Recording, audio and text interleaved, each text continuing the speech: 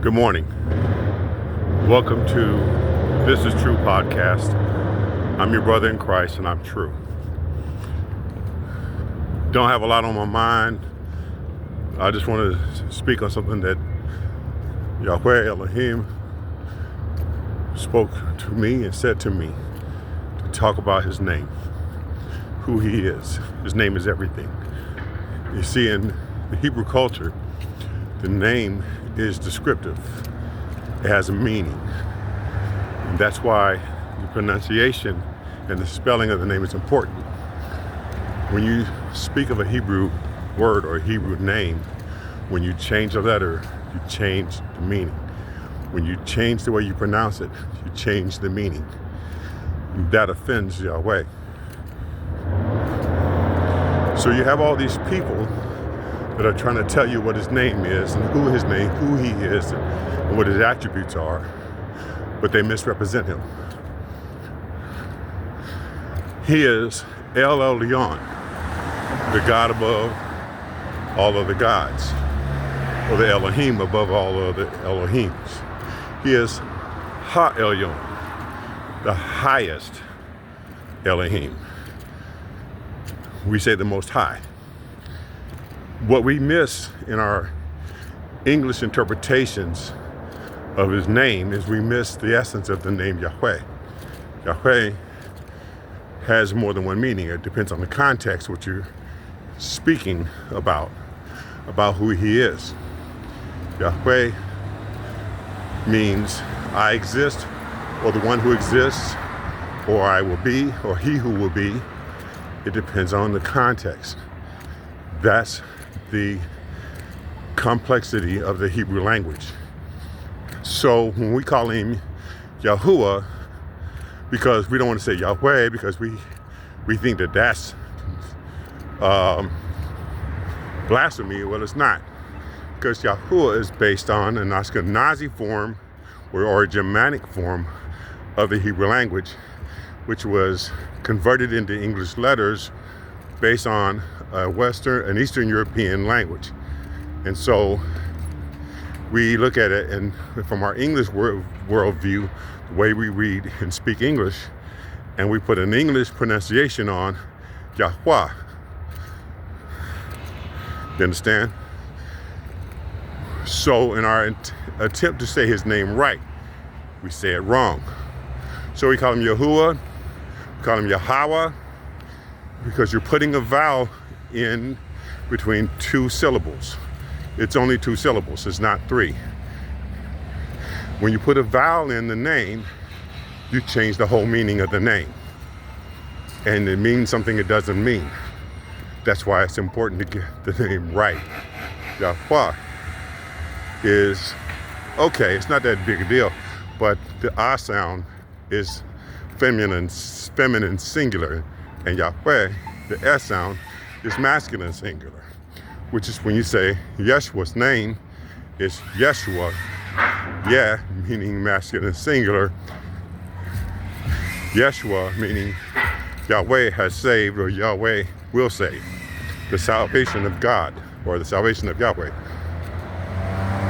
It literally means he either has saved or will save. It's a complication of the Hebrew language. The problem is that everybody wants to have something exclusive, something nobody has, something nobody else teaches, because they want to have some sort of preeminence or some sort of respect given to them that they think they deserve, because we have this trauma response. We have been erased as a people, and people who feel erased try to identify themselves with Yahweh. They grasp hold of anything that gives them this feeling of, I'm accepted, I belong, I'm in the fold, I'm in the family. And what they don't know is they were accepted the day they were born. But because of the persecution and the traumas they've been through in their life, they are trying to find their identity. And most of us don't know who we are. We're just trying to find our identity. We're trying to get people to believe that we're walking with God. Well, This is the complexity and all that. If you're truly walking with God, you'll have his attributes. You'll have his personality traits. You'll be kind and graceful and merciful. You'll be loving to people who don't love. You give grace to people who don't deserve it, because God is gracious. God is so gracious, he wakes up the sinner every morning knowing he's going to sin, but he wakes him up anyway and gives him a chance today to get it right. If the God who's so perfect that everything being compared to him, which is a whole nother teaching I'll do, everything being compared to him comes short, which is what the word sin means, falling short. It's like shooting at a target and missing the bullseye. That's what sin means. That's all it is, nothing else. That's what we're struggling with. We're struggling with coming short, knowing that we're coming short. Instead of fixing the reason that we came short, we're just attacking and persecuting other people in the name of God with this false interpretation, this wrong interpretation of what his word means. And we oppose and we persecute people who are trying to do the very same thing we're trying to do. They're trying to get their life straightened out as best they can. And because we forget that we were once sinners, which was something Paul never forgot, and he reminds you in every letter he wrote, hey, I was once like that. Hey, I was once a persecutor. I was once this guy.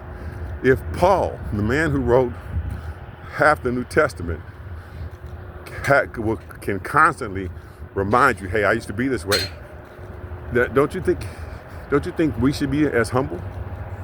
Humility is a sign of God.